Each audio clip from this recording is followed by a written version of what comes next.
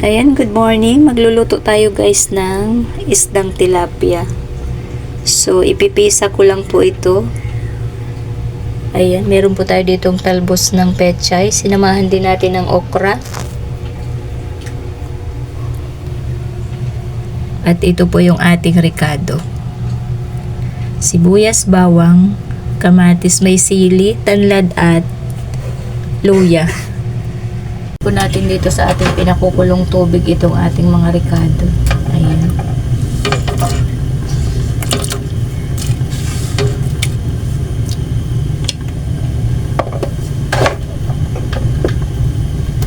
Lagyan na natin ng kaunting asin. So pakuluin lang po muna natin. Mamaya natin lagay yung isda.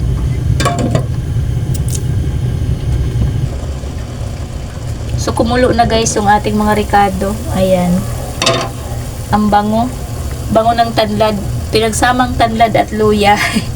So, lagyan na natin tong ating tilapiyang isda. Ayan. At dahil may kasama po tayong stroke person, di na po natin muna siya lalagyan ng seasoning or kahit anong mga betchin na yun. Huwag muna.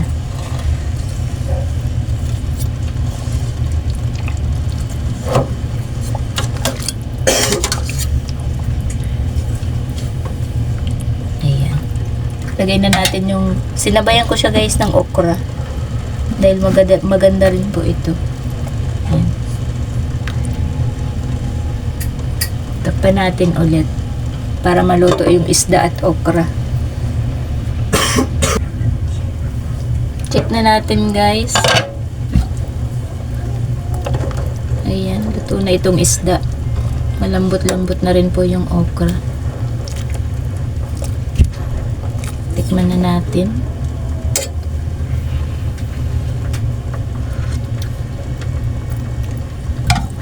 Matabang. Dagdagan natin ng kaunting asin.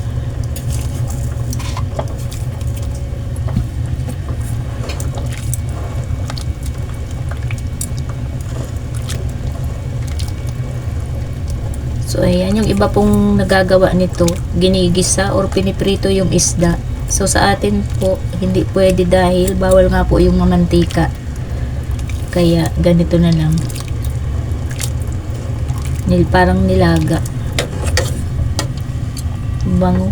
Bango ng tanlad.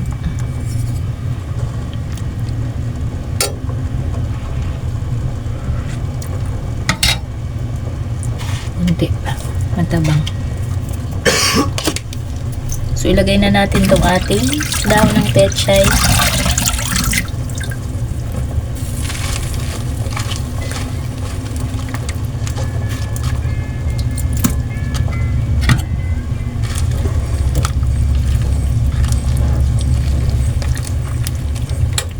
Pa natin ulit para makakulo siya. And guys, luto na yung ating tinolang tilapia. Ayan. Na may mga okra.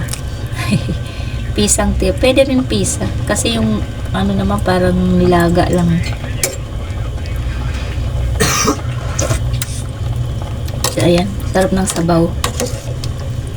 Mabango sa tanlad at luya. So, maraming salamat. Hanggang dito na lang po ulit.